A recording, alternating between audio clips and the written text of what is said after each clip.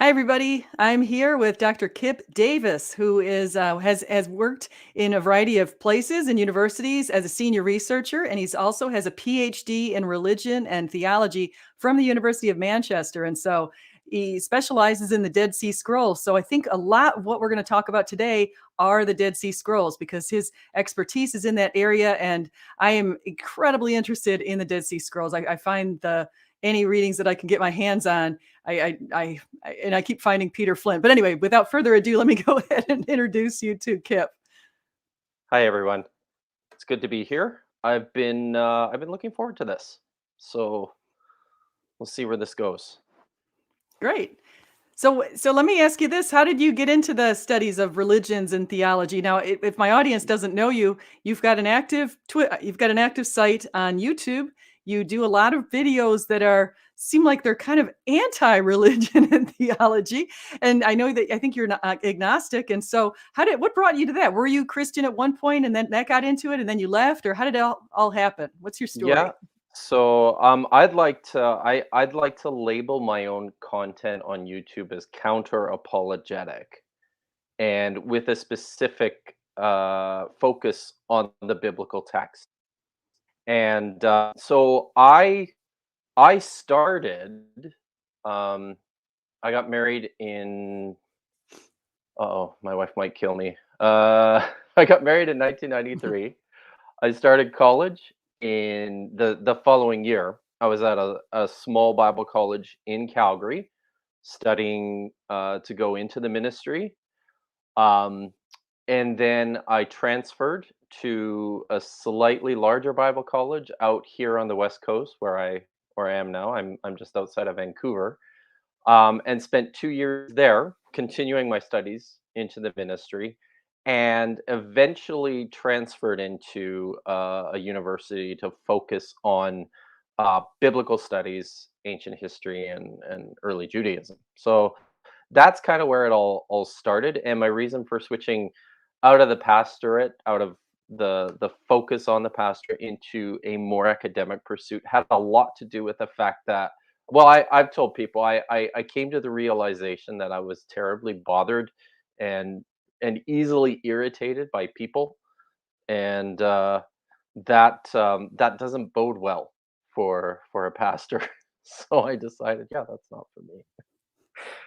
Yeah, So that doesn't sound if you're bothered and irritated by people. Well, no, some people, I have no, to I admit, some people push buttons though. That's very true. sure, but the kind of irritation that I experienced was sitting down and doing my sermon prep midweek and having to answer the phone and talk to people who, came knocking on my door. So, and I'm just like, just go away and let me study, please.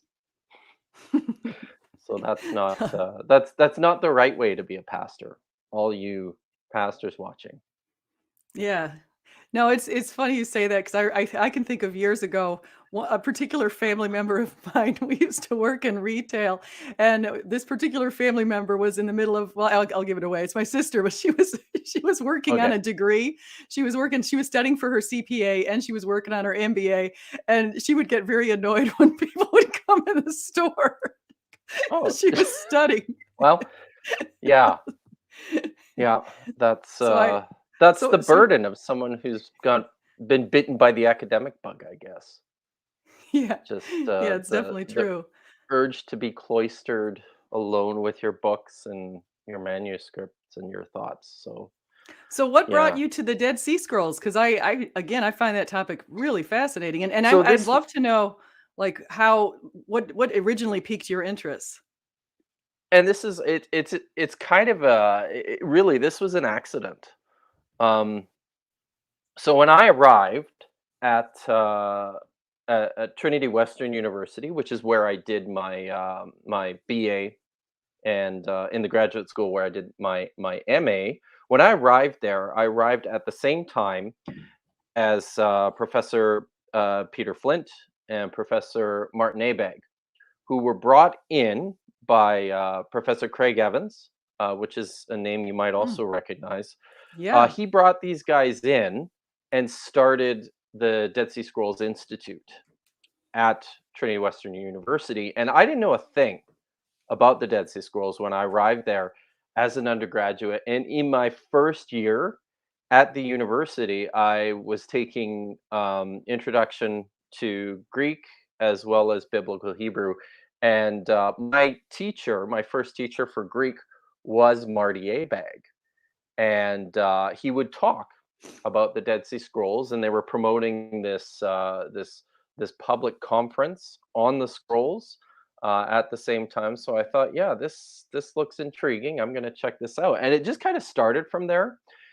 And then when I got to graduate school, because of Peter and because of Marty, there was such a strong centralized focus on the scrolls. It just most of the people in the program naturally gravitated towards there. So there's like a probably a 10 or 15-year period of Trinity just churning out these students who went on to do graduate or PhD work in scrolls and move beyond that. Guys like Matthew Thiessen or Andrew Perrin, myself, John Skrenok, a bunch of like, well, I guess at this point, still up and coming, younger, but becoming more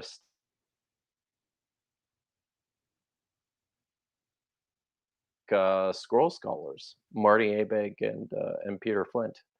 So yeah, it started there, and then when I was doing my MA, I worked on a collection of no, it wasn't a collection. It was just I worked on this really, really awful papyrus manuscript called the Paraphrase of Kings, and wrote my uh, wrote my MA thesis on that one Hmm. called 4Q382 Elijah and the Dead Sea Scrolls. So, and then I mean from there really the rest was history, and that was I think that's really where I got like addicted, because I really really got interested in things like script, scribal practices, manuscript culture, manuscript reconstruction, all these sorts of things. So that's really been the focus of I guess my research from that point on. That's very interesting. So I've got a couple of questions, and you can because I actually haven't really looked up where can you are the Dead Sea Scrolls decentralized, or are they in one location now? Or I know that some of them are in Israel. Are all of them in Israel, or? So, and this is really complicated. We talked a little bit, and I'll mention these right now. Actually, maybe I should just throw the links in the chat, or or you Yeah, can if you do put the so links in the chat, as I'm or talking. I'll give you two. One of the problems with the Dead Sea Scrolls, one of the current problems, one of the problems historically, is how politicized um, they have become. Here's the first one. Um, the sorry, I'm trying to do a couple things here as I talk, oh, so I see it right bear here. with Okay, me. So so cool. that's yeah, that's the first one. Yeah, I saw Okay, some let's go. complaints once by Okay. the New York. I think it was the New York Times. They were saying, "When are these scholars going to release what they found in the Dead Sea Yeah. Scrolls?" Yeah, there's a long and storied history about this. We can get into some of that if you want, but for now, I've posted a couple of links for you. What's happened essentially is that the discovery and the publication of the Dead Sea Scrolls really coincides with the history of the state of Israel. Um, and as a result of that, some of this is fairly messy, and I'll just try and simplify it as best I can. The scrolls were over a period of time nationalized by the state of Israel.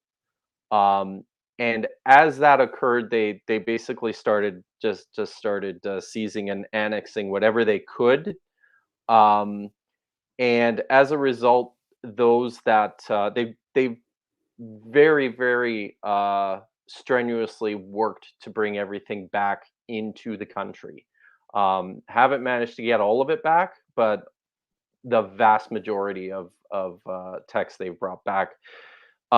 So most of the scrolls are in Israel. Now they're housed at one of I should mention also. So there's most of the scrolls are in Israel with some still in Jordan. So there's Hmm. three places where you can go to see some of them because they're not all on display, and the reason for that is because they're extremely fragile, and they literally are deteriorating before our eyes. So over the course of the last 70 years since they've been discovered, they have they have deteriorated a lot. So there's tremendous concern about preserving them, which is why there's also been such a push recently to make new photographs of them all. So um, there's two institutions. There's the Israel Antiquities Authority, which controls most of the scrolls, and those are the scrolls at the first link that I provided, Dead Sea Scrolls .org.il, and then there's another group of smaller scrolls, but much more, or a smaller group of scrolls, but much more impressive looking, and the more famous scrolls, things like the Great Isaiah Scroll, the War Scroll, the Thanksgiving Psalms, the Habakkuk Pesher, the um, uh, oh, sorry, the of the Community. That's the one I'm thinking of. All these ones that were found in Cave One, the first of the 11 caves that were discovered, are housed at a place called the Shrine of the Book, which is actually on the site of the Israel Museum. And so they have these very, very large, impressive looking scrolls, but they don't always get along with the people at the IAA, so they sort of stay separate. And they have digital pictures of almost all of their own manuscripts as well, and those are in the second link that I provided, Hmm. dsscollections.imj.org.il. So but then there's a small collection of fragments still in the state of Jordan, and even scholars are struggling to get access to those, in large part because of um, the way the Jordanian Antiquities Authority feel they've been abused and manipulated by scholars in the past. So and then there's much smaller collections at places like the University of Manchester or um, Cambridge and Oxford have just a smattering of fragments, and then there's some, I believe, at Princeton Seminary. So, I mean, there's a bunch all over the place, but the vast majority of them are in Israel. They're at the Shrine of the Book and belong to the Israel Antiquities Authority. Hmm. And No, that's fascinating sometimes there stuff. are traveling exhibits that will go around to various museums too. Like I've seen the scrolls in Toronto, and I've seen them in Seattle. Hmm. They've been in Mobile, Alabama. They've been around, but I think they're probably doing that less, again, in large part because of the conservation issues. It's a huge concern. Yeah, no, I can understand that, especially because stuff fades and crumples and everything else, hmm and so it's lucky we've somehow the Essenes were somehow able to preserve that stuff for so many years. It's amazing. it was an I mean, it's really it's a remarkable, spectacular accident, really. The caves, the best thing you can do for a manuscript is to put it in a dark, dry cave and just leave it alone. And Kinda like a that's potato. essentially, I guess, I don't know. Yeah, potatoes and manuscripts. There we go. No. So, If you ever but notice that's if potatoes see the light in your house, they start growing little buds. that's true. I have noticed that. That happens far too often in my house. Yeah.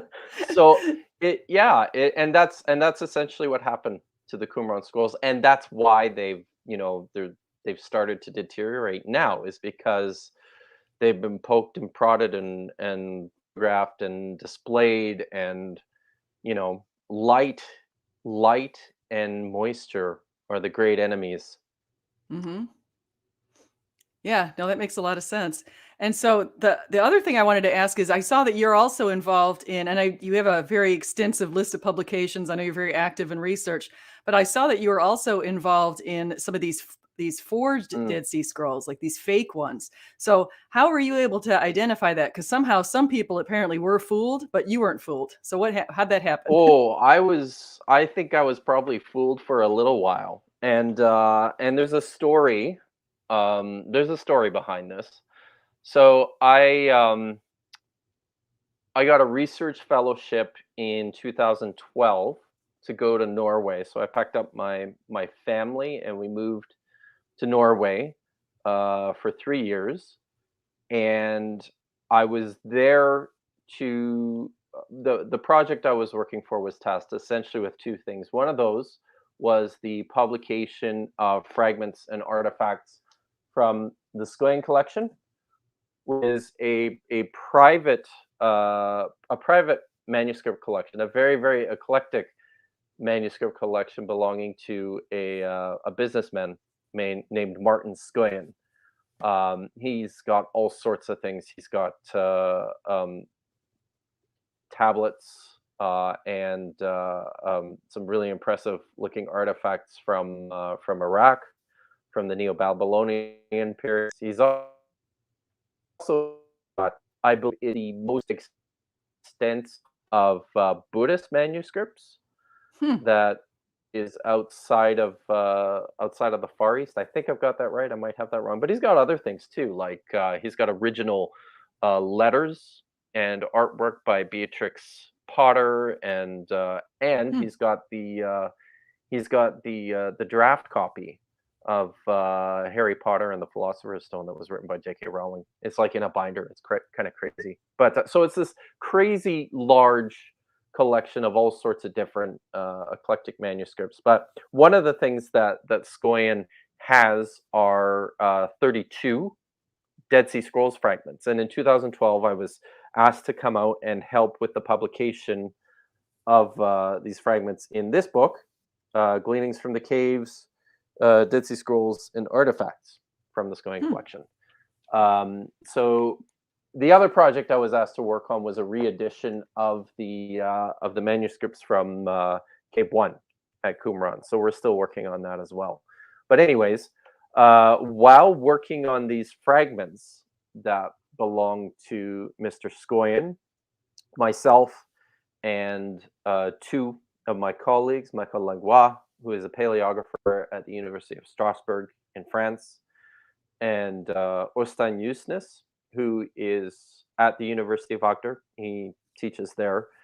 The three of us started to notice things on the fragments that we considered troubling. Uh, the sorts of things that you wouldn't expect or you shouldn't expect from authentic ancient manuscripts. I think one of the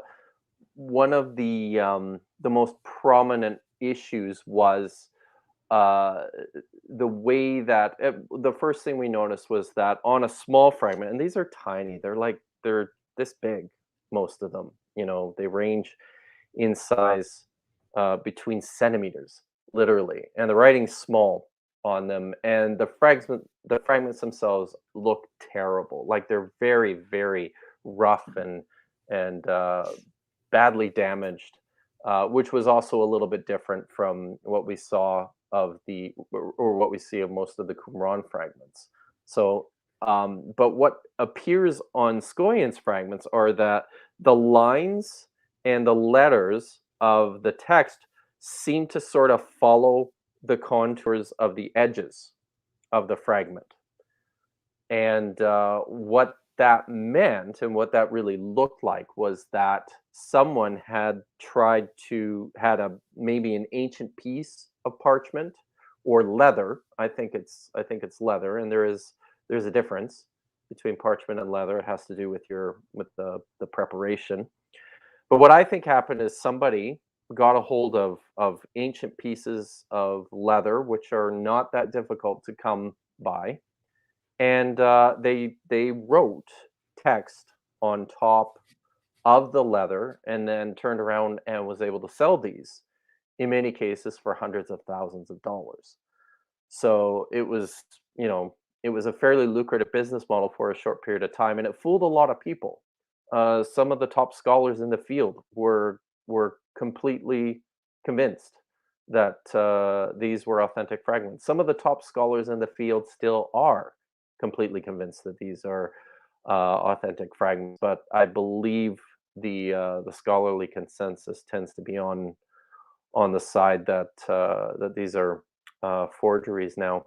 So, but that's what we first started to notice. Orstein and I started to collect information and points of data, which suggested pretty strongly that these were forgeries. Some of the things that we noticed were the texts themselves would follow, or I guess fill gaps in the reconstructions of actual text from Qumran, and they would follow the suggestions of scholars that had published in articles and in official editions, which seemed really like a remarkable stroke of luck. One of the things that we've discovered through the Dead Sea Scrolls is that more often than not, the reconstructions that scholars suggest for manuscripts, because they're fragmentary, right? So you have uh, to guess it blank a lot of times. But more often than not, are is about what belong in the gaps are wrong. And here we had, a collection of fragments that were filling these gaps, but with text that looked exactly like what some scholars had suggested. It just struck us as a remarkable stroke of luck, and this led to a number of other observations. We eventually ended up getting a bunch of the fragments tested in in Berlin, and started to see some forensic features, which confirmed our suspicions about the fragments being forgeries. I think one of the most prevalent was probably the presence of table salt on a piece of papyrus. The Lots of the fragments from the Dead Sea Scrolls have accumulated like microscopic sodium deposits because of the environment in and around the Dead Sea. It's very salty. Um, and it looks like somebody tried to mimic this feature and just took like a salt shaker and, and sprinkled the fragment with table salt. But I mean, problematically, table salt itself wasn't refined until I think it's the 15th or the 16th century. So this is obvious, like on the nose, a sign of a modern forgery. So I Yeah, hope you well, caught I'm all thinking that. of yeah, no, I did, and I'm thinking of your first thing. So I've got this piece of paper here, as you can kind of see some words on it, and I think what you're saying. So, like, if say you're going to be somebody who's a forger, and Yeah. what you do is I'm just taking this. This would be an example of what you would expect. You would expect to find this little piece, where there's some Hmm. words kind of cut off in the middle because I pulled it right Yeah. off of this, right? So you'd expect that, but instead, it's like the person went backwards and takes the little piece and then starts writing stuff on it, and so that's why. Yeah. Doesn't seem like a Exactly. very good forger, but they're probably a very rich forger Well, if they haven't been it's caught. interesting because in retrospect, now that I look at them, I can't see anything but forgery, and I shake my head, and I'm astonished at how much people, and myself too, for a while was duped by this. And actually, if you'll bear with me for just a minute, I can actually pull up a picture and show you Mhm. what I'm talking about here. And for some Yeah, no, reason, I'd like to see that. oh, there it So is. so it Is it? while you No, do no. that, Okay. Swift C said, "Is there gonna be an audience Q&A?" And so, yes, I figure if you guys have questions, just tag me and I will ask Dr. Kipp your questions. I also want to say hi to people in the chat. I don't know what Swift C's religious affiliation is, but I know that all of the rest of the people in the chat are agnostic. So you've definitely got a crowd who's interested, I'm sure, in what you have to say here. So Diagoras and Zhang Fukusheng and Well, Dr. Bowen.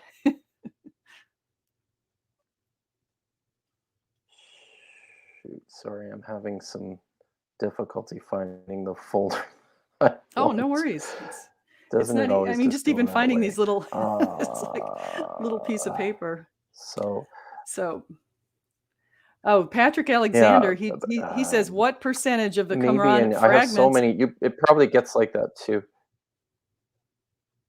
Oh yeah, no worries. So he's asking what percentage of the Qumran Hello? fragments or scrolls are Oh, okay. fraudulent? Can you hear me? Do you know about how many? What the percentages would you say are fraudulent? Like Yeah, I can. how much is that little Um, percentage, or how much is that what you found were so relative to the bigger group? it's small. It's small. And we can think about I need to stress here that the discoveries that were made between 1947 and 1953, which I would now call the original discoveries, the fragments that were brought by the Bedouin to people on the archaeological team to work on, and fragments that the archaeologists themselves discovered when they excavated some of the caves. These are all authentic, and there's literally tens of thousands of those fragments. Hmm. The forged fragments are all have a number of things in common. They are all fragments that appeared in private collections that were purchased from private markets. Uh, and this really started sometime at.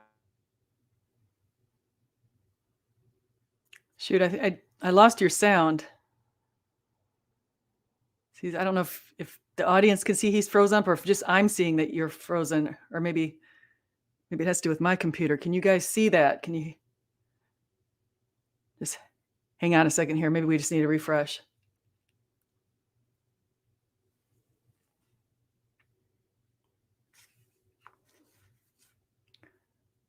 Yeah, he's frozen. So we'll just wait just a second. So yeah. Okay. Oh, he just jumped off. He probably will come back. Hopefully, hopefully he comes back. I'll just wait a second here. So sometimes that happens. And it's one of the fun things about technology is this technology sometimes is not our friend. So yeah, Converse Contender. Hi, Patrick Alexander. Hi, it's good to see you guys. So we'll just wait here for Kip to get back, and so hopefully his computer comes back, and we can do that. And so welcome to people who are in the chat. We're talking about the Dead Sea Scrolls, and remember, if you don't know that, oh, here he comes. Good, good, good. Okay, Am I there we back are. now? You're back. Okay. Sorry about that. I don't know what happened. Shoot. No, it's probably my fault. I get some pretty spotty internet happenings. Um, so I was I was in the process of saying the so everything that was discovered originally between 1947 and 53 is legit. Stuff that really started to appear on antiquities markets, and then was picked up and published by scholars after 1980s. We have reason to suspect all of it, and that's probably about 150 fragments. Hmm. And I will say we're suspicious about all of it, but there's, of course, you can't ever. One of the things here is you just can't ever prove without a shadow of a doubt, right? That something is Mm-hmm. either a well, that something is a forgery. If you find something in situ in an archaeological dig, then yeah, it's almost certainly ancient. But the problem with a lot of these fragments is it's well after the fact. There's a terrible paper trail and chain of custody for them that pretty much eliminates any possibility of studying them properly, because we don't really know where they came from, and we don't trust the information that's being provided by antiquities dealers and collectors who have everything to gain from ensuring that their collections are filled with authentic material. So Hmm. I hope that answers the question. No, Um, that's a good. but I learned a lot. I learned a lot now yeah. about the frauds, and now I understand why you've decided that they were frauds. I figured it had to do with some sort of dating, but I think that even Oh, the hints that you had before even so dating, I think that's interesting. before I am going to pull up a fragment just to kind of give people a glimpse of what I'm talking about here. Okay, So Sure. if I can share my screen, I will do that. Should be able to. Sometimes I'll see it as a third screen and then I can And just I'm going share to it. share it. Yeah. Okay. Okay, add to So, screen. and maybe just blow it up. Wait, So once you see it, thought I just added it to just screen. Oh, there we blow go. the whole thing up. There There. it is. Okay. Okay. So can everyone see, can you see this fragment here? I see. Oh, now I can see it. Yeah. Do you see that yet? Okay. So you see 4 lines of text on this fragment. And I want you to pay attention. First of all, look at this top line and see how the lettering basically follows the top contour of the fragment, like someone's trying to squeeze the letters in. And Mm-hmm. to my eye too, the way the ink is blotting on the edge says to me that these aren't evenly produced scrope, but that this is somebody that's really just doing his very best to try and get the letters onto the fragment.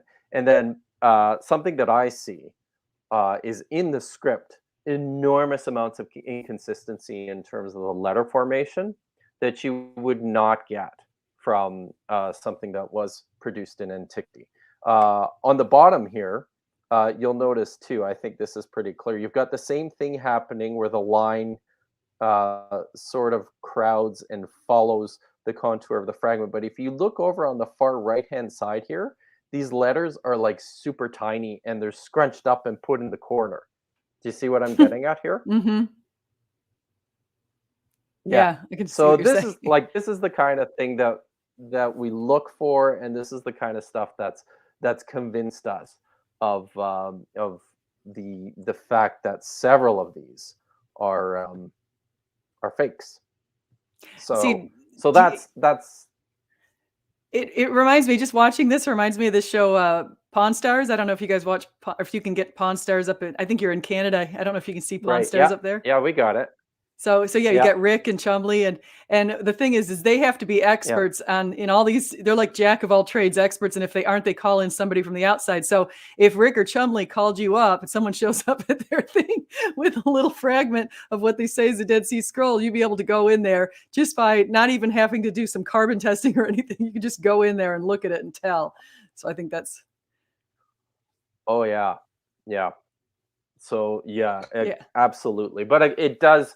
I mean, I'm getting to the point now where I can look at something and say, I don't think that looks authentic to me. But it does take a lot of time and work Hmm. to sit down and make sure we get it right. So So let me ask you this now. From what I so can see, yes.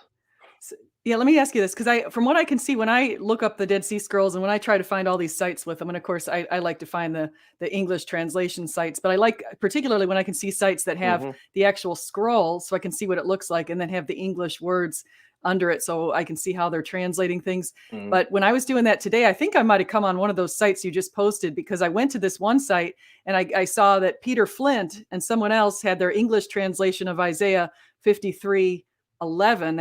That's the verse I really care Oh, about. They okay. did the whole Isaiah 53. And then I saw another version of the Aleppo.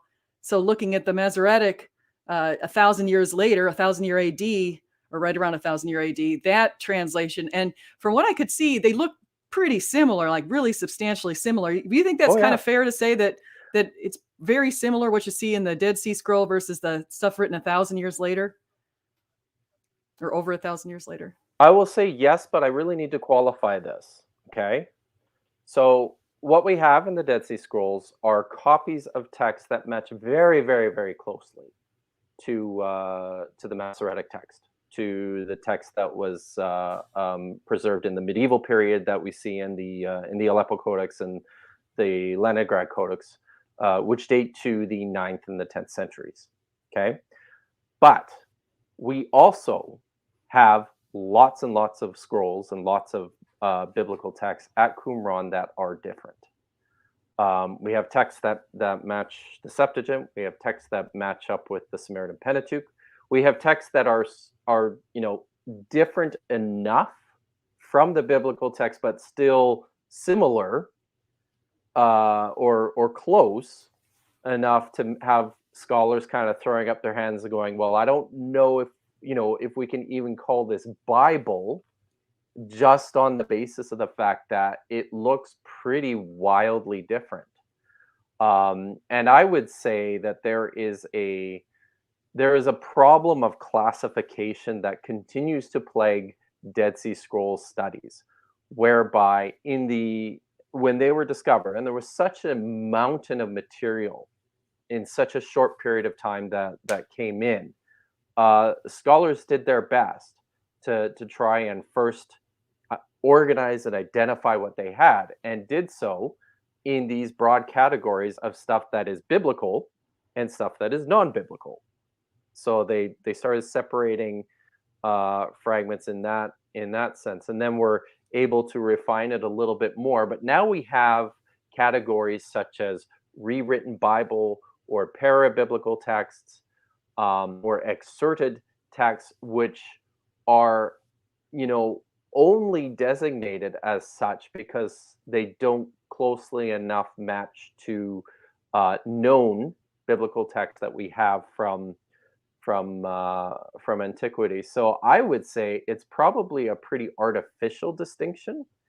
And I'm actually going to be I and a friend of mine are working on an application now for funding for a new project, which really actually explores this issue.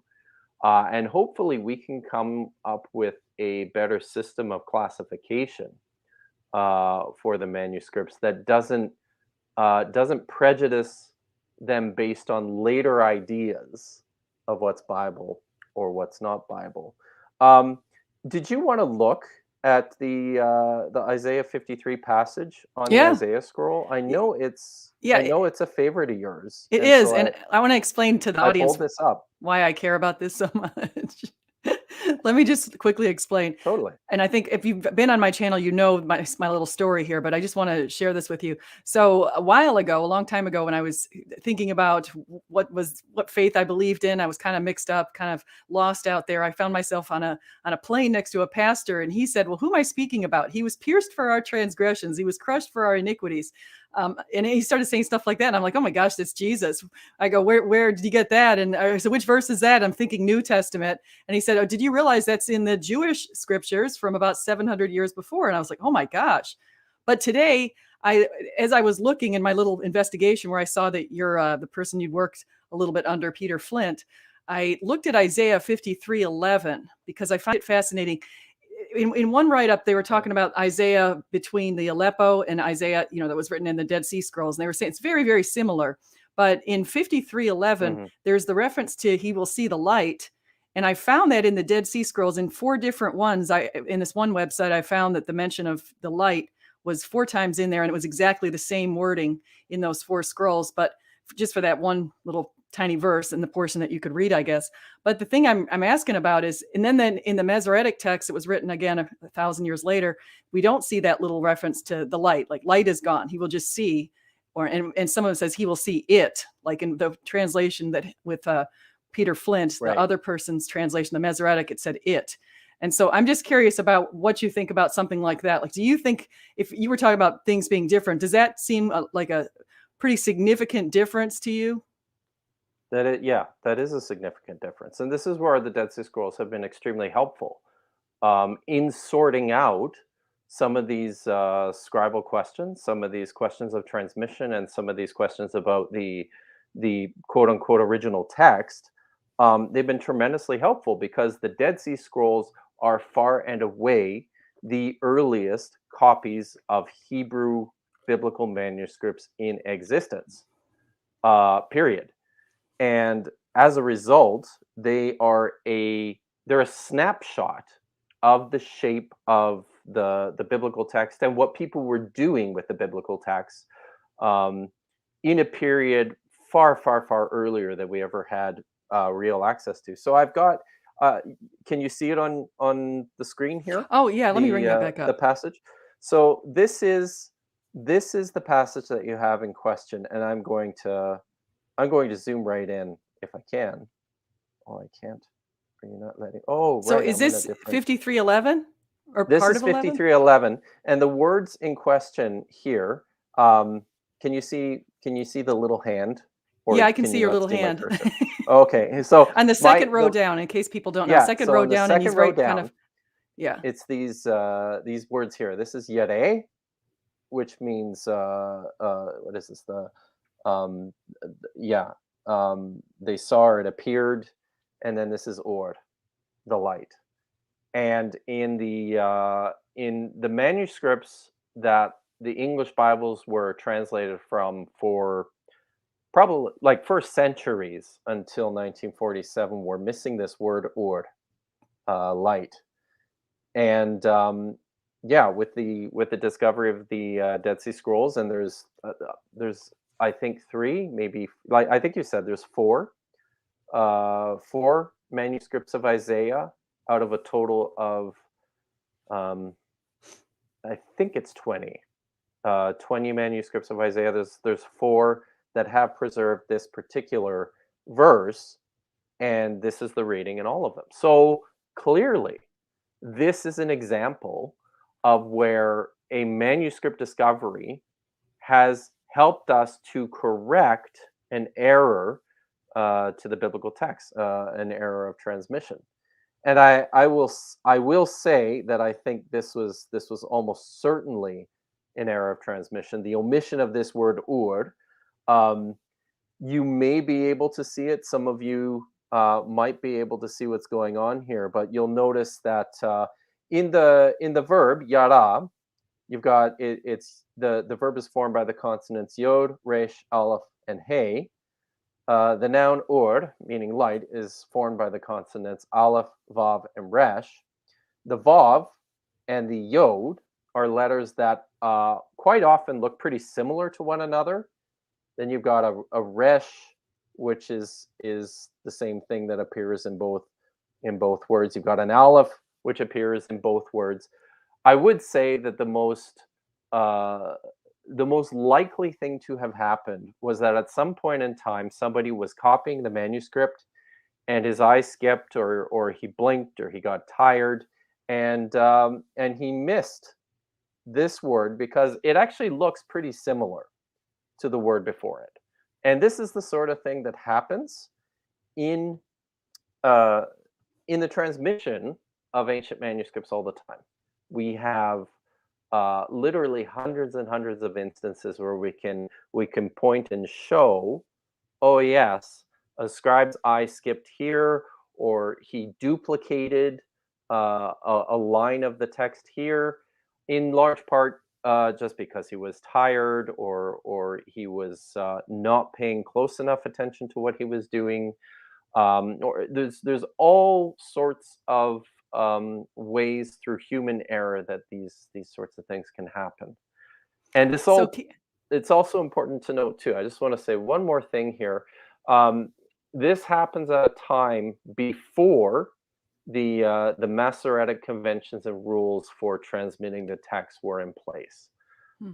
So the scribal environment in which the Dead Sea Scrolls were written and copied was much more free form. It was much more tolerant of error, and it was much more dynamic than what we see in the centuries that followed. Hmm. That's interesting. I'm also curious what you know, since you've studied the Dead Sea Scrolls, and I know, of course, you study the language and the writing and that kind of Mm. thing. But I'm wondering, what do you know about those ancient people, the Essenes, who did that? Why? When do they think that the Dead Sea Scrolls went into those caves? And do you think it might have had to do, or might have occurred somewhere around the year 70, possibly, when the Jewish people were driven from Jerusalem? And Yeah, yeah. So, and this is a more complicated question than most people realize. There were 11 caves discovered in and around the site, Kirbet Qumran. And the general consensus is these are 11 caves that contain literature, individual scrolls. Um, and the consensus is that the people who lived at this site are the ones who wrote and collected the literature, the scrolls that were stored and deposited in all of these 11 caves. And the caves themselves range from a couple hundred meters away from the actual site. Cave 4, 5, and 6 are very close. They're literally like right just at the edge of the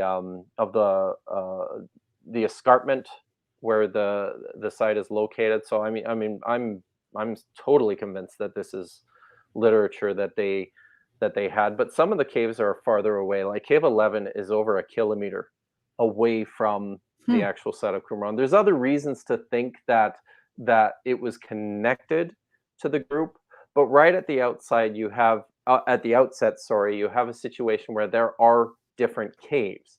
And I think it's fair to say, and something that scholars are working on now, and something that is becoming more apparent, is that the caves didn't all necessarily serve the same function. For example, Cave 1, the very first cave where scrolls were discovered, there's a growing consensus among scholars that this was a type of an ancient geniza. That is an ancient storage place for manuscripts that had been worn out, and Hmm. within certain Jewish customs, because of respect for the word, they were properly buried. They weren't destroyed. But this is different from what we see in K4, which looks more like a quote unquote library or a repository of manuscripts that had an active life still within the community. Hmm. So, right at the outset, different caves, different functions. Cave 11 is possibly a cave that may not have had anything to do with the people at the site. Period. That's a fairly controversial view, and I'm not. It's not a hill I'm willing to die on yet, but it's something that I and a colleague of mine are entertaining. So what we have, the situation that we have is that this is a group of probably Essenes, but a segment of the Essenes, because the Essenes didn't all, they weren't all uniform in terms of their thinking, their beliefs, and their practices, because it looks like there might be some differences within what the people who wrote and collected the Dead Sea Scrolls were doing compared to descriptions that we have from Josephus and Philo of the Essenes, but absolutely close enough to think that yes, these were a group of Essenes. So these are the people who were collecting and writing the scrolls from at this site, and the dates range from about the middle of the second century BCE, so sometime after 150, probably. There was a settlement there, and it was active for on and off for 200 years. Hmm. And the manuscripts that we have date between uh, about 250 BC all the way up to the destruction of the temple in Jerusalem, and in particular in K4, several of the scrolls preserve um, uh, like cuts, deliberate cuts that look like they were made by a sharp edge. And the general interpretation is that at one point the Romans came through on their way to Matzah from Jerusalem in the year 70, and they stopped at Qumran and looted the place and sent everybody fleeing. People in a great panic deposited a lot of this literature in the caves around the community. The Romans found a bunch of it, cut it up, to destroy it, and then just went on their way to Matsuda, Hmm. which is literally just down the road from That's where Qumran is. fascinating. Yeah, So, it's so it's pretty neat. now when you went, you said you went over to Israel, and so I'm I've been a few curious. times. Yeah. You've been a few times because I've never been to Israel. That's definitely a Hmm. place I'd like to go. It's on my bucket list. But I'm curious now. When you went to Israel, number one, I want to know if you were able to go see any of these caves, and number two, I wanted to know, did you get a chance to go to the Temple of the Dome, where Oh, the the Dome of the temple Rock. would have been, the Dome of the Rock? Yeah, that's what it's called. Yeah. Where the temple would have Um, been. I've never been to any of the actual caves.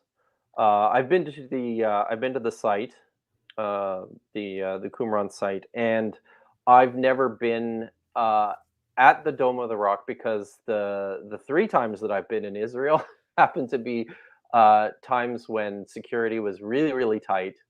So there were recommendations that you avoid going to the Dome of the Rock. But I have been to the Wailing Wall, and I've been to the archaeological park, which is absolutely a place that people need to go see.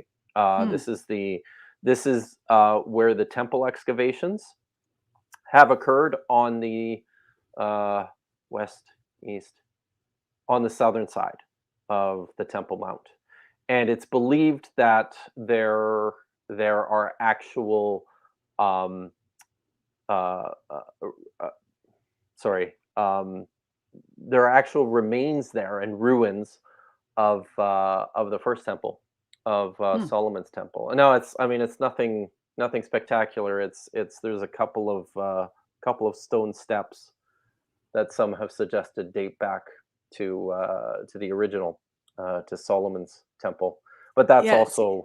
that's also not accepted by all scholars. So What I think it would be, see, to me, I watch this little show on YouTube that this couple, they go over to Israel all the time, and they're always filming themselves going around. At one point, they filmed themselves going into that temple, and they were being followed. They were secretly filming oh, themselves, and at the Dome of the Rock, yeah, yeah. they were being followed by Yeah. all these people, and it was just actually really funny to watch. But the thing that I think would be fascinating about that is because you can't, because that dome's the temples, I mean, it's the Muslim mosque, because that's there, you can't just go in there and start excavating in the floors or doing anything like that. And so it Oh, kind of prevents us from getting to some pretty cool stuff that could be buried way underneath that. it totally does. And people need to understand this too. Archaeology is destructive. It's extremely invasive. And as a result of that, that's why it's one of the reasons why it's really difficult to do.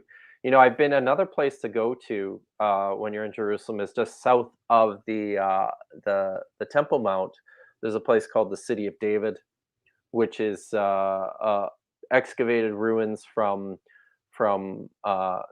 like 10th and 9th century Jerusalem, which is really really interesting. But one of the I think the rather tragic things about this place too is that it's right in the middle of what was once a Palestinian neighborhood. And one of the things that you encounter in the state of Israel, and historically, one of the things that has happened in the state of Israel is that for many of these important biblical sites, people have been displaced and basically removed from their homes and their lands.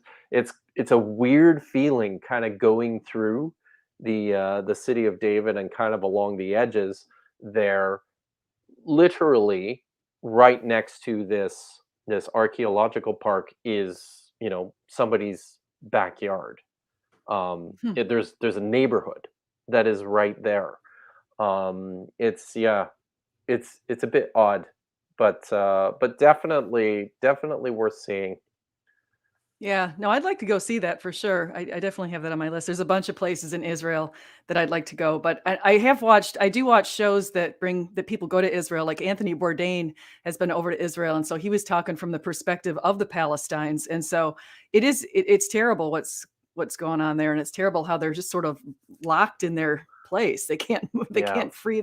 Yeah, anyway, yeah. but that's probably here nor there right now. But so do you think there are more scrolls to be found, or do you think that we pretty much settled it? There's no way they're going to find some more scrolls. I mean, no, I think there's probably more stuff out there.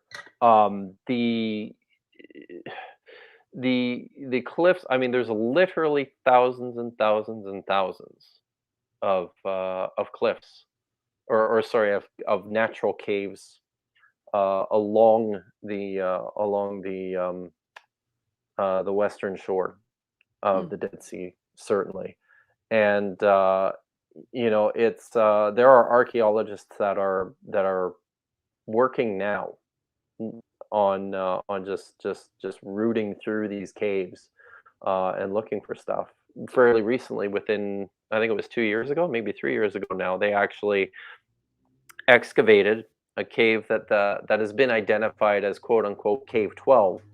That is a 12th cave that they believe belonged to the same group of Essenes at Qumran who deposited the scrolls in the other 11 caves. And one of the reasons for that is that there's pottery remains in the cave that look uh, identical to the pottery that was at the Qumran site and in some of the other caves, and it's a fairly distinctive form of pottery.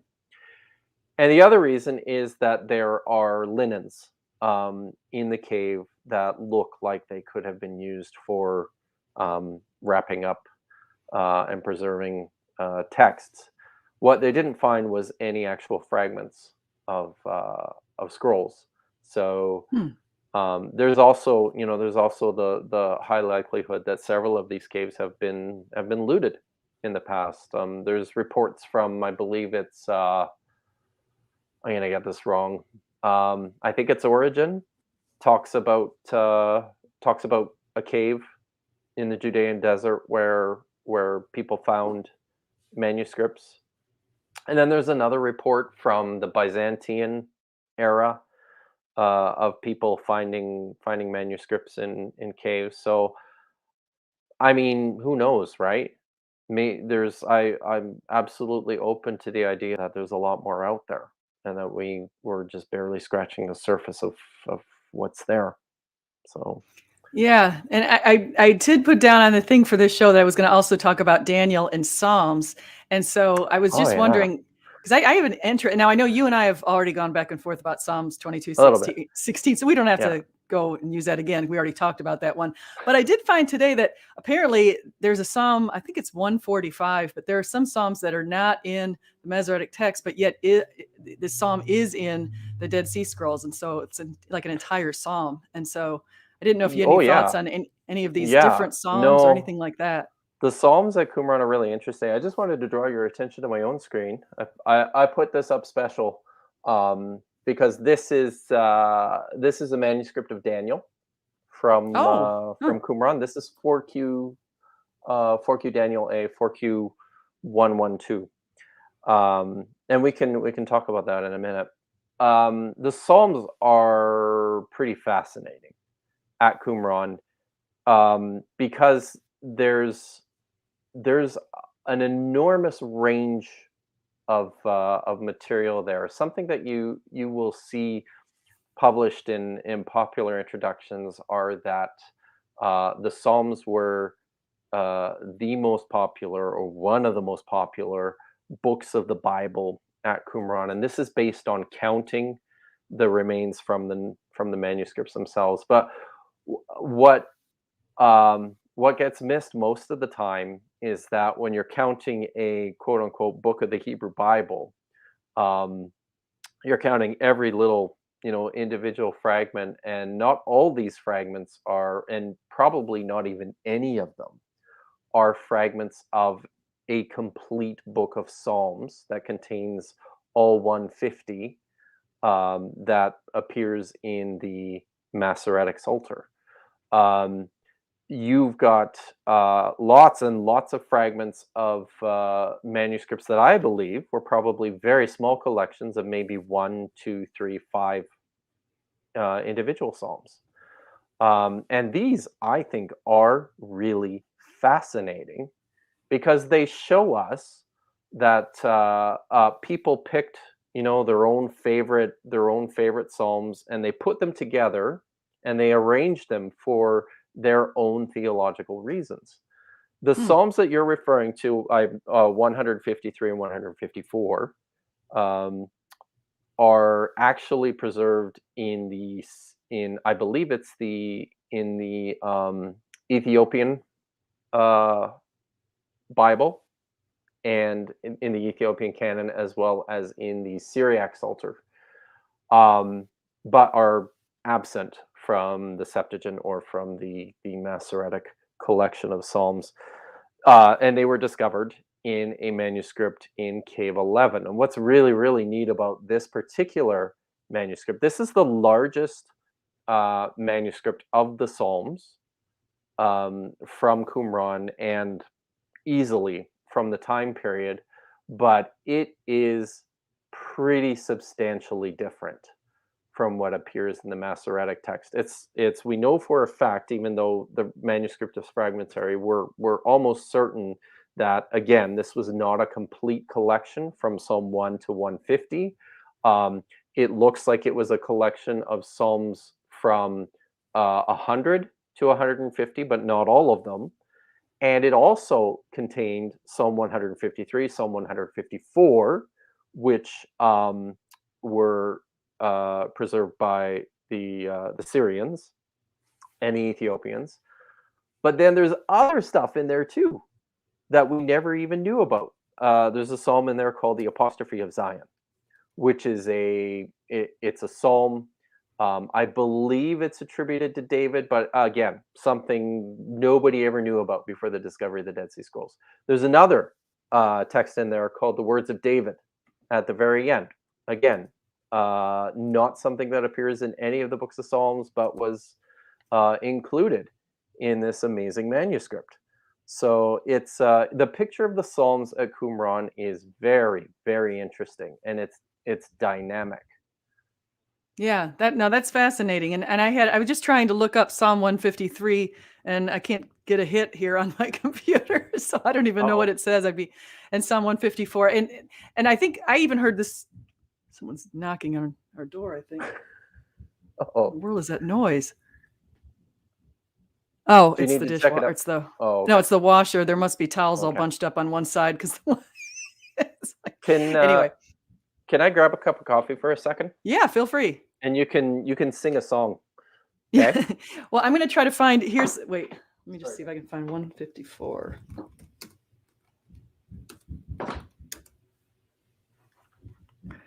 Psalm survived in Syriac biblical manuscripts and also was found in Hebrew in the Dead Sea Scroll. 154 is known as the Great Psalms Scroll.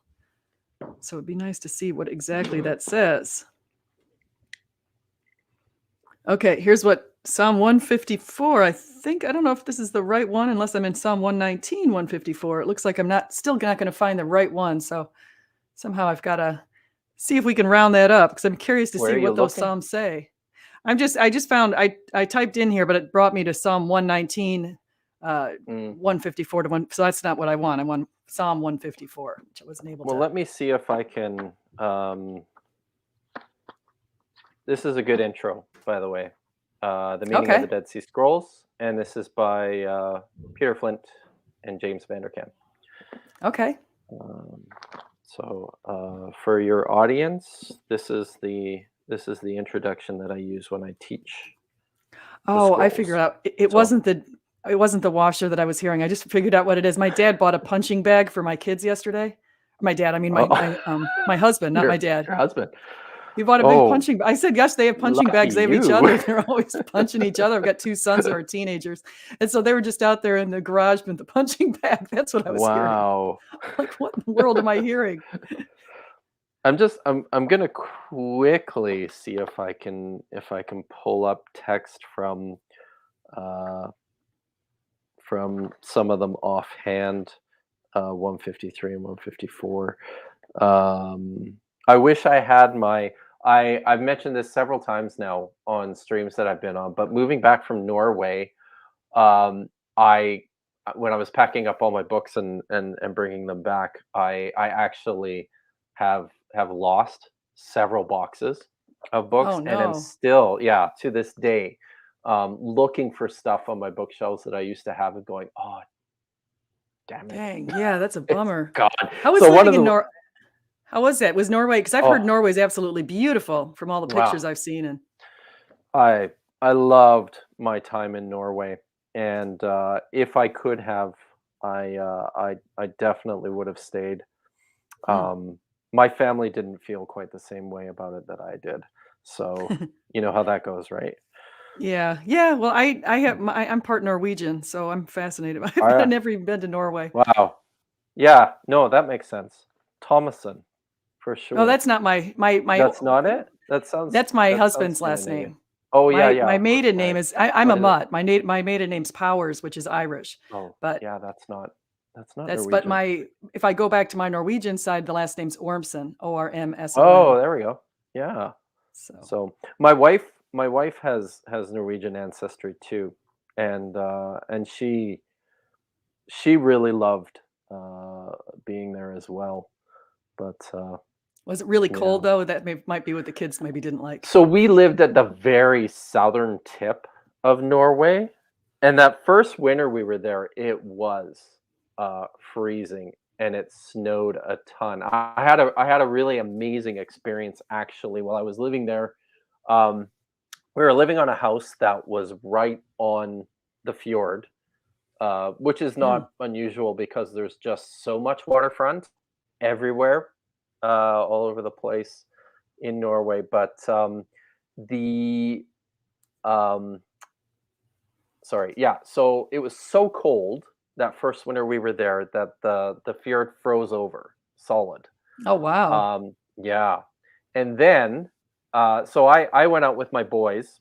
I have three boys. I went out with my boys and we scraped off the ice that was right on my backyard there, and tried to make like a little skating rink so we could play hockey. It was very small, and the condition of the ice was awful. You could barely skate on it. But Hmm. then we had a warm spell for like a week, and then just uh, the temperature plummeted and froze everything solid, so that the entire fjord was like glass. And Cool. and it was like that for about 5 days. And every single day, when the kids and I were not at work, were not at school, we got to skate and play hockey on the well, I mean, essentially on the Baltic Sea. It was pretty special. So, Oh, that'd be anyways, awesome. that Yeah, I would yeah, definitely like to. That's another place on my bucket list. I haven't traveled nearly enough as I need to. beautiful. It Hey, I is have a beautiful. question here from Pat. I know we Yes. don't probably have too much longer. Maybe go till Okay. I don't know whenever you're ready. But I have a question here. I think it's pretty good. Are there any cuneiform or writing from biblical times preserved in clay or some similar but material? Do you know if? Is he And when one he says I'm biblical times, like from the region too? I mean, uh, there's so well, let's say that's if you go over yeah, the that's 1500 years of when a lot of the Bible was composed. well, yeah. So which is extremely generous. Most scholars say there's a good 500-year period there that you can comfortably set the biblical text in. But it I don't there's certainly nothing that looks biblical in cuneiform. Hmm. And the I will say in terms of biblical manuscripts themselves, we've got the Dead Sea Scrolls. We've got evidence for uh, some biblical literature from a Jewish settlement in Egypt at Elephantine, which Hmm. is really really interesting because these were Jewish mercenaries who were um, who were basically uh, working for the rulers in Egypt at the time, and they've got all sorts of crazy stuff there. I believe all of that is Aramaic texts. Not a lot of biblical, but there is some interesting overlap. And then there are these these really tiny silver amulets, sorry, um, with inscriptions in Paleo Hebrew, which was the old Hebrew script that predates the script that is common to most of us now. That predates this script, Hmm. um, and these date to the 6th century, so to the time of Josiah. And they preserve something that looks close to the um, the priestly Aaronic blessing from Numbers. May the Lord bless you and keep you. May He make His face to shine down upon you and give you peace. But there's a lot of textual differences between what's on these little amulets and what's preserved in Hmm. numbers. So yeah. So that's Oh, cool. So I have another question here from Swift C says, can you ask Dr. Davis what he thinks of Michael Heiser's interpretation of Deuteronomy 32 and Psalm 82? So what he's I talking about is, I think you probably, do you know what he's talking about? Because I do know uh, it. I don't know what Heiser's interpretation is. I know the texts. Um, Okay. so I think I can tell you what I don't know. Can you give a synopsis of Heiser's interpretation? Yeah, And I can maybe Heiser looked at Psalm 82 and he's looked at the part where God is calling out to his divine council. And he yeah. says the gods say to the gods, and he's basically telling them they had been granted, according to Heiser, they had been granted authority over all of the kingdoms in the world, in this area. Hmm. I should say not in the world, but over a number of different kingdoms. In the And world that they knew. Jesus relinquished that. And so that was one of the things. So Heiser looks at that and he says that God condemned them for being basically really bad authorities and doing all of the wrong things and doing immoral things and things like that. And so Heiser also believes that he looks at the Nephilim and he believes that whole story with the Nephilim being coming into this world. And I think, if I correctly remember, he thinks that the Nephilim still are in, like he thinks the Nephilim are in the world in the form of demons, but he also thinks that there are some Nephilim genes still in the world that came through as one of the sons of Noah, who was on the ark. And so Yeah. that's some of what Heiser, I think, believes. Well, I have no relevant thoughts on genetics. That's for sure. Because it's not something I know. It's not something I pay attention to. But what I will say is that I agree with Heiser in terms of his understanding of what's going on in Psalm 82 and in Deuteronomy 32 8 to 9, which talks about Yahweh, or sorry, talks about the God El apportioning the nations according to the B'nai Elohim, the sons of the gods, and these are members of a pantheon, a divine council, which includes Yahweh, because it says in the following verse, and he gave to Yahweh his portion, Israel. And it's an interesting passage because it obviously made Jews really really uncomfortable, because they corrected the text to read B'nai Yisrael, the sons of Israel, in place of B'nai Elohim. Um, we knew about the sons of God reading, the B'nai Elohim reading through the Septuagint, which says Angelos Theo, Angelou Theo, which is the angels of God. And then with the discovery of the Dead Sea Scrolls, there's a really interesting manuscript from Deuteronomy that actually preserves the Hebrew original, B'nai Elohim. So yeah, it's a fascinating look into the ancient Israelite religion, as well as a fascinating look into the textual history of this particular passage from Deuteronomy. So, and Let me I ask you think, this. yeah. Oh, that was a great answer, by the way. But I just want to Oh, ask you this. It's kind of thanks. before I forget, because I'm really definitely one of the things is when you've pointed out today a couple of things, like, for example, Isaiah 53:11, the light being in Hmm. the Dead Sea Scrolls, or some of these verses like what we just mentioned, B'nai Elohim being Hmm. in the Dead Sea Scrolls. Why are scholars so slow to change English translations of the Bible? I mean, I don't know if you can answer that, or I mean, I think you said Peter Flint was working on trying to get the light back into one of these versions. I don't remember Yeah, which version. I So I mean it's in a few of them now for sure. it's in the I ESV. so one of the reasons for this is because I would say because of the snail's pace at which scholarship works. Unfortunately, you have stuff that someone will be working on. It might not get published for you know 3 4 years while they're working on it, and then after that it takes time for it to get reviewed. After enough dissemination, it enters the scholarly conversation and the mainstream.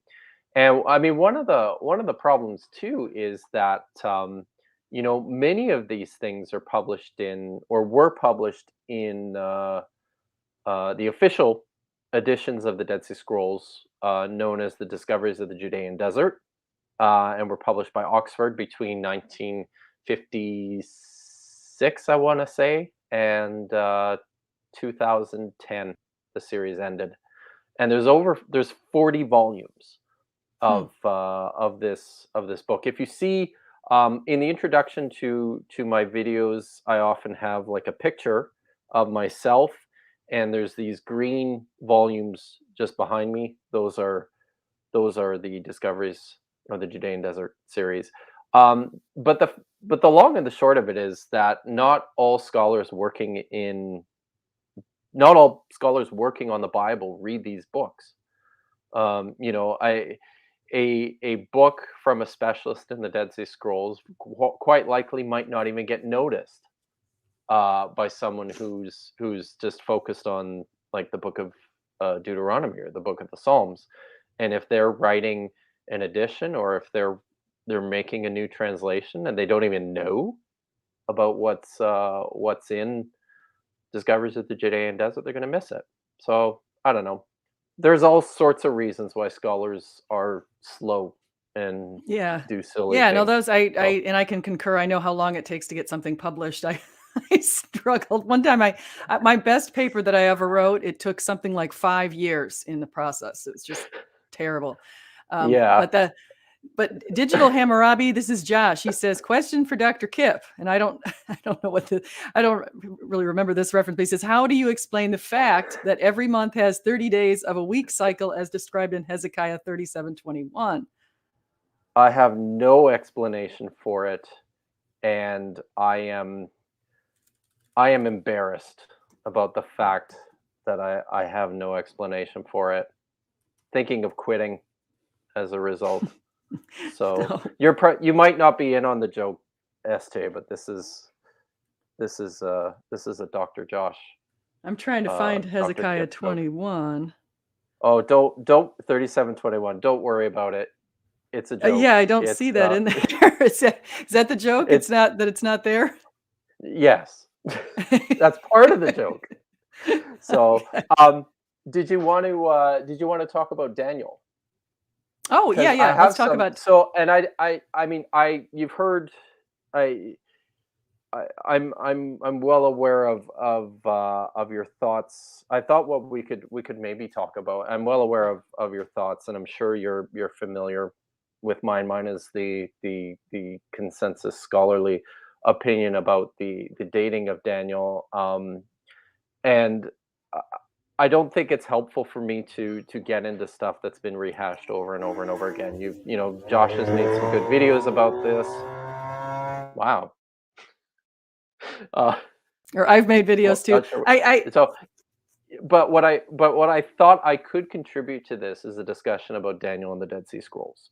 yeah, If that you see, wanted to, that's what I'd like to know because that good. also gets to one question. I figure we probably have till 5 o'clock at my thing about 10 more minutes or something. But Okay, my so other let's do this. question about that is with Daniel is how do you date the book of because here's the thing. If suddenly somebody said that the Daniel manuscripts coming from the Dead Sea Scrolls are truly from say 300 BC, well then that Mhm. blows the case for the 165 BC dating. And so that for Totally would. what I see from what you said when I sent you a text, you said you think the dating is more like around 100 or 150 if I recall you correctly. But I'm And wondering what is how do you date that stuff? and we're dealing with several manuscripts here, right? Like there's one, two, three, four, five. There are six, oh, sorry, I guess yeah. There's eight copies of the Book of Daniel uh, discovered in the Dead Sea Scrolls. They all date after. They all date most comfortably to the end of the first century, or sorry, end of the second century and later BC. Um, so the way that we date manuscripts is through what's called paleography, and this is a comparison of the style of handwriting. And scholars who do paleography feel pretty good about being able to get things to within like a 50-year period, thereabouts. My friend Michael Langlois has suggested that he can date things to within 20, 25 years, but I think I think he's fooling himself.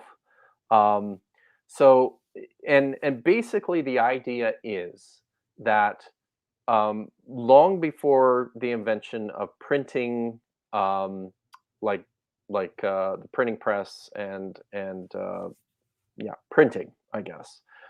Uh, Handwriting styles um, changed.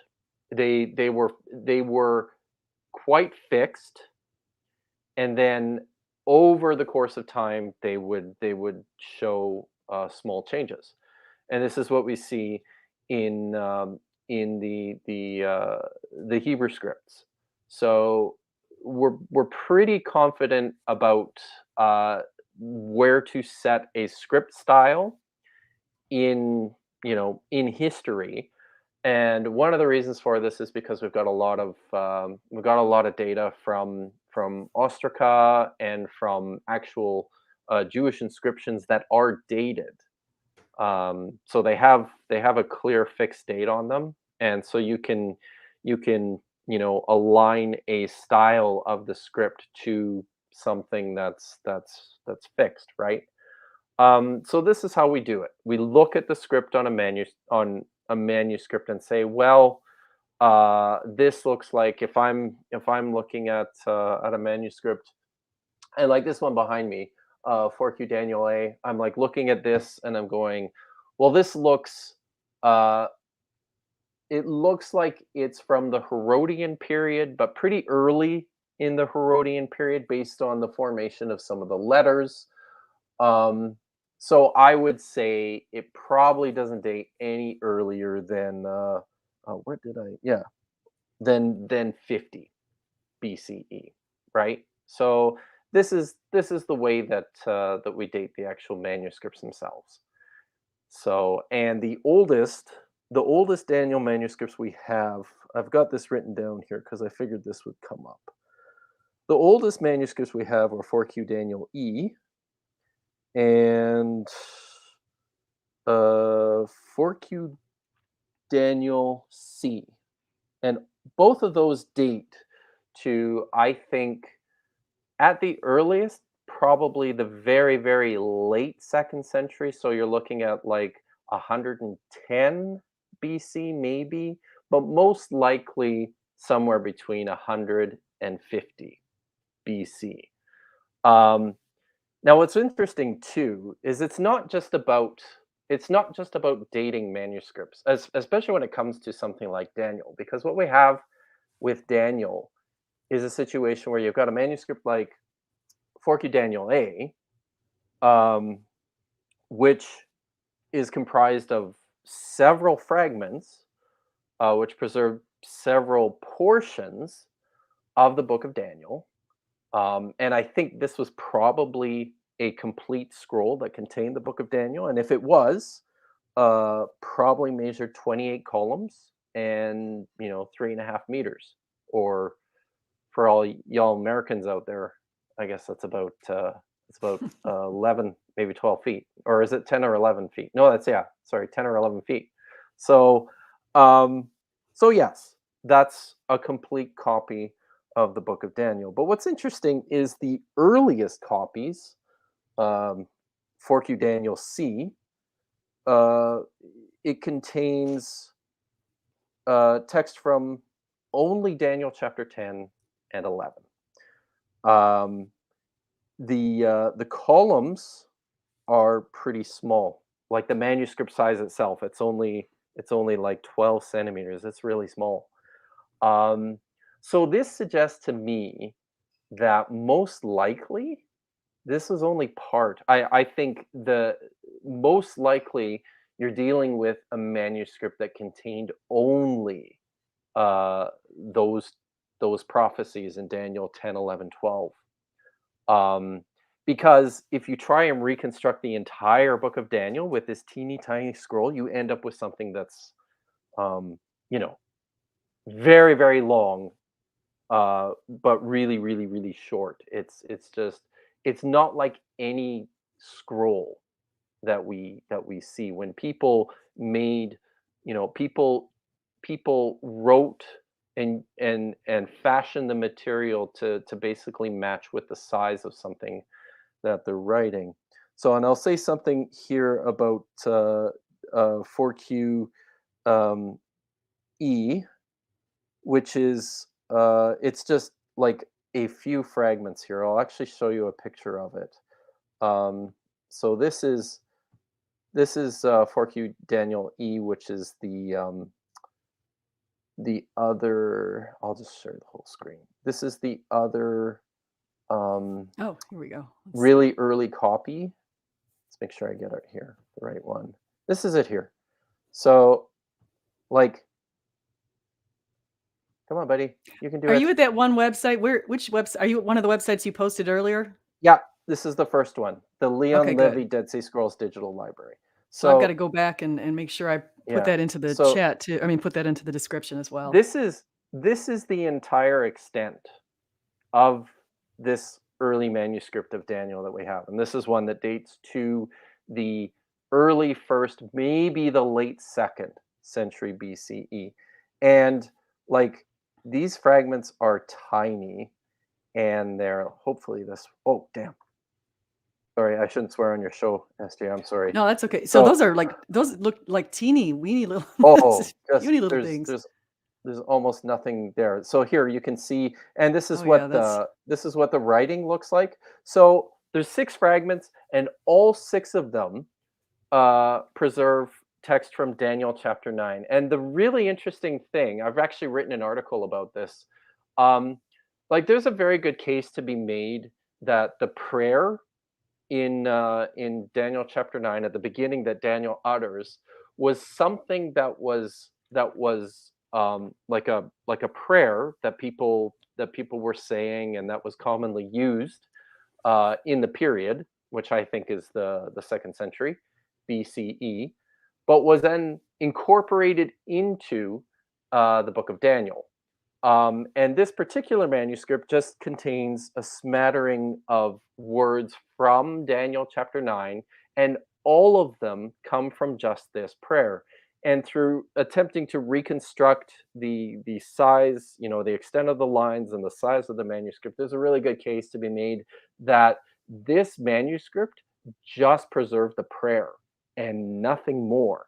So I think it's really interesting. Lots of these things I think are really interesting. One of the things that the Dead Sea Scrolls has helped us with significantly has been you know helping us to see and then to think about the development of the biblical text, the transmission of the biblical text, and yeah, I don't know. I just think it's really cool.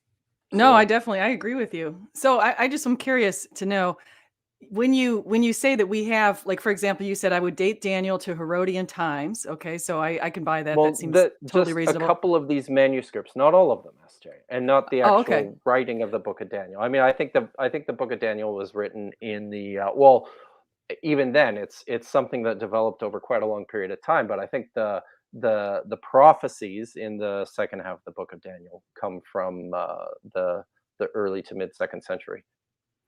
Okay. So, but let me just ask you this, because Sure. you said that there were some ancient Jewish documents that had the dating. Is there any way I mean, do you know what the names of, what are the documents that you use that you say, okay, this is the style of writing during Herod's time. This is the style of writing in the second century BC. So Which documents show us that? Like, what would I go to? well, I'll read some stuff from you. Um, this is from a chapter I've written in a book that I'm hoping to publish about the um, the scroll forgeries, and I spent quite a bit of time talking about the development of the discipline of paleography. So I'll just, if I can, I'll just read a little bit of this, and hopefully this will help to answer your questions. The field of Jewish paleography benefited from the discovery of dated Herodian inscriptions from in and around Palestine. For example, the tomb of Jason from about 30 BC, or the Queen Helena inscription from about 50 CE, and in particular, documents. Oh no, where's page 6? There it is. Sorry, guys. In particular, documents from Wadi Murabat, Wadi Adalia, and Ostraka from Beersheba and Arad. Hmm. Now, I don't know how Okay. much of this stuff you would actually manage to find that's published. It's pretty arcane. It's pretty specialized. Probably not especially accessible. So many of these things though contain date formulas that pin them to a day, or month, or a year, and that's important. Um, so, and of course, the Dead Sea Scrolls themselves have also helped us to very carefully refine our systems of dating.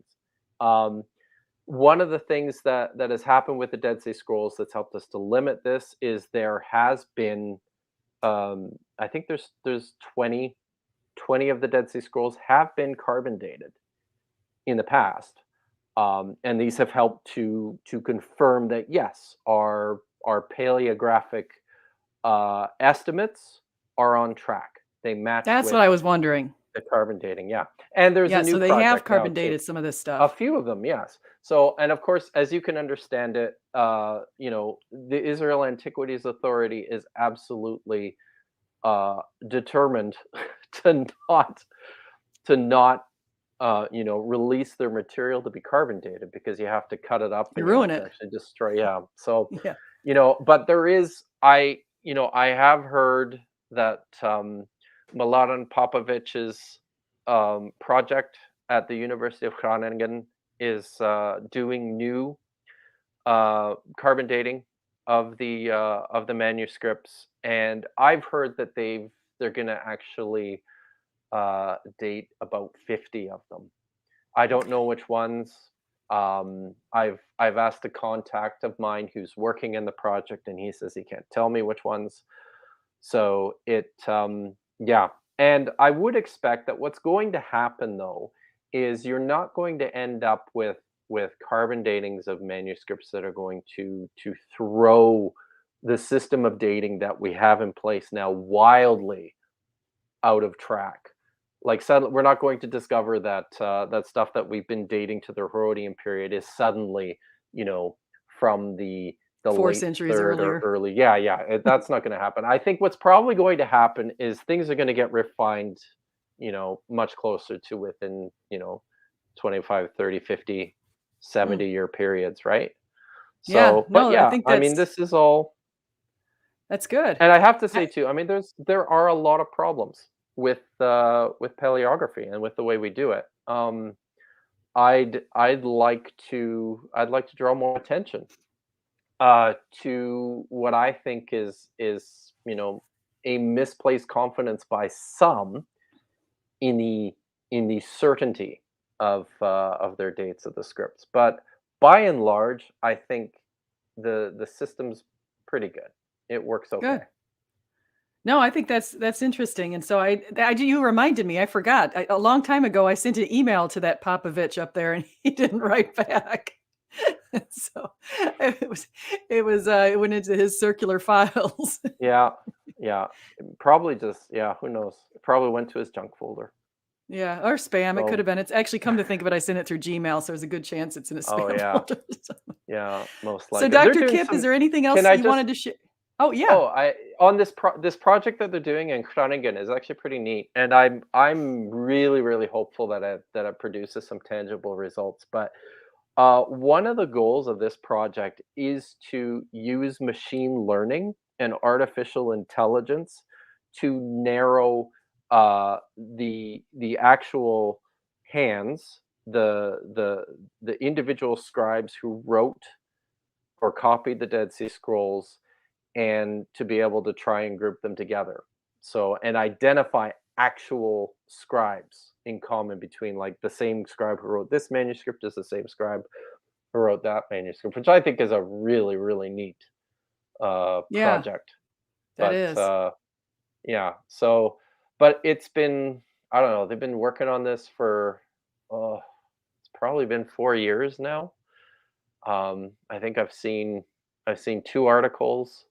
I was in a conference maybe a little less than a year ago, where one of the members of the project gave a really neat presentation about the computer science behind Hmm. it. So, anyways, Well, it's I'm fun. glad they're doing that. I mean, technology can only help Yeah, us with the Dead Sea Scrolls. It's totally. fortunate that we're at a time when we found them that they can be preserved. Because if they Yeah, were, imagine if they were found, say, around 1000 AD, and we didn't have all of the methods that we have right now, and it would be destroyed. We wouldn't have them anymore. quite likely, So, quite possibly. yeah. So who knows what would have happened. So, and I like one of the things that I do, um, and I'm a huge fan of the usage of technology in the study of the schools. One of the things that I do, that I specialize in, that I'm recognized for, I guess, within the field is using the digital photographs themselves and scaling them properly and um, making sensible reconstructions of the manuscripts. And I do most of that just through Photoshop. Hmm. Um, but yeah, that's so people will often see I'll have stuff up on my big monitor behind me, which is like this is actually like this Daniel manuscript is actually one that, and I don't know how well this is going to come through, but this is actually one that I have started doing a little bit of work on, and it's a, oh there I'm zooming out so you can see I'm like I'm like putting the fragments in position in where I think they would have they would have been, in the intact scroll. You can see Hmm. these grayed out areas.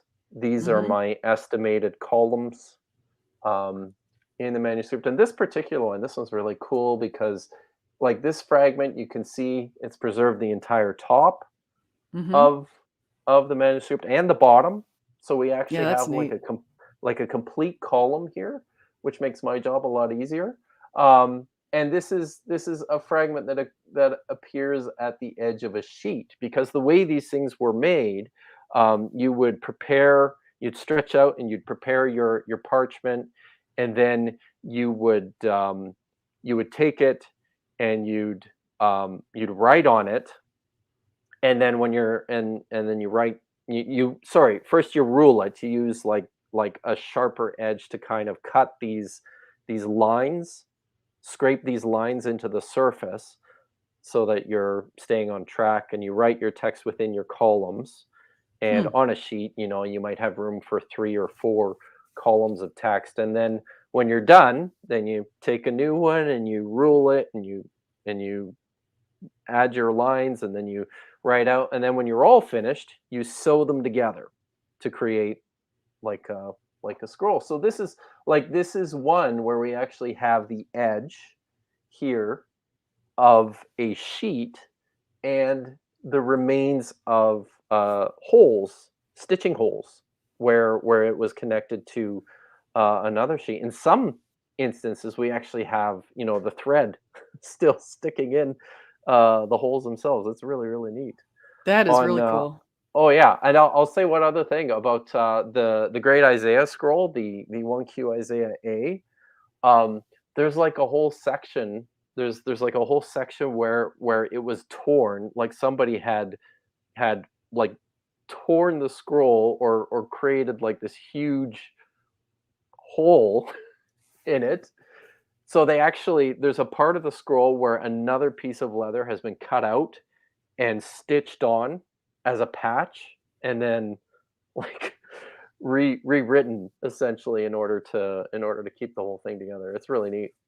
The amount of time these people must have invested in all of this is just gotta be Oh, extraordinary. It's yeah, we and we we're money. so spoiled by our modern conveniences and just, jumping on a computer, writing up a quick book. I mean, just yeah, time and money and Money it too. Like y this is something that should not be missed.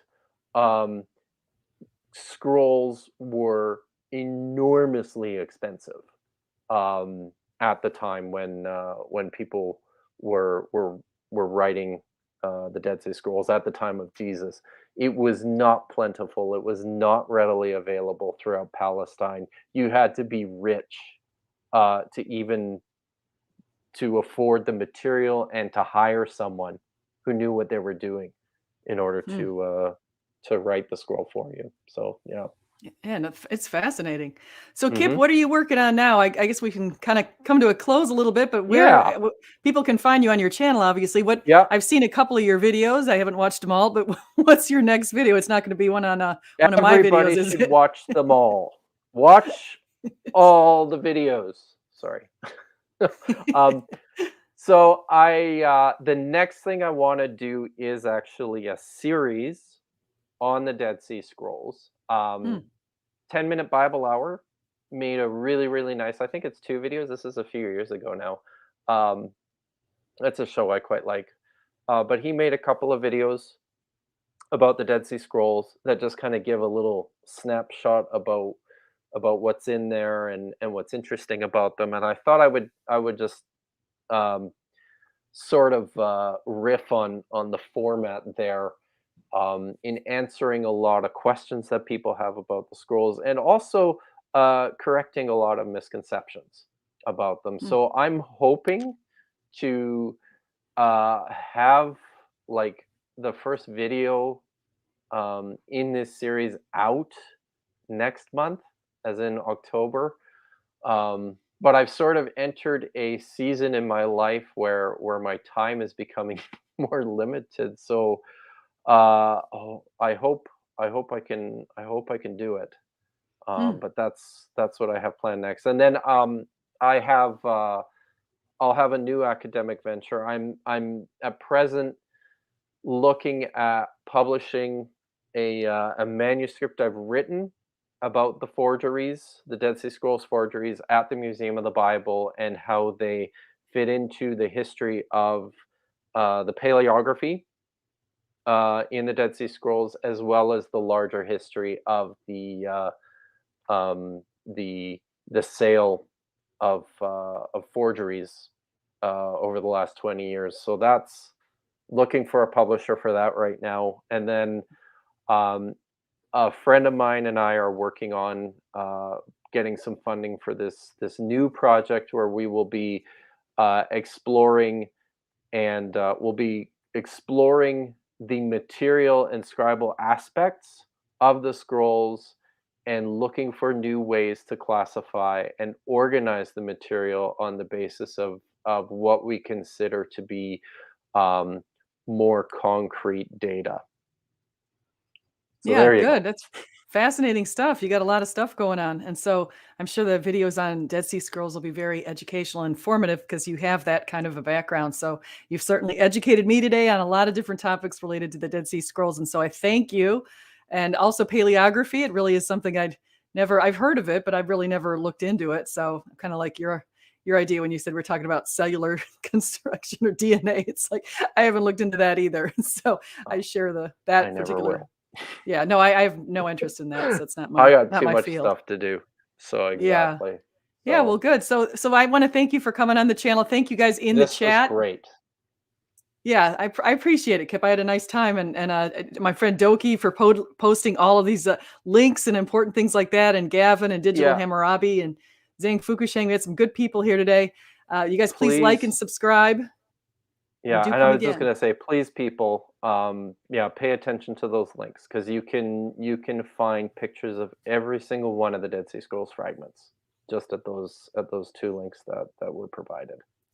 See, I'll just end it with one I quick thing. I Yeah, really like the fact that the Dead Sea Scrolls have been discovered because when I go and I want to prove something to people,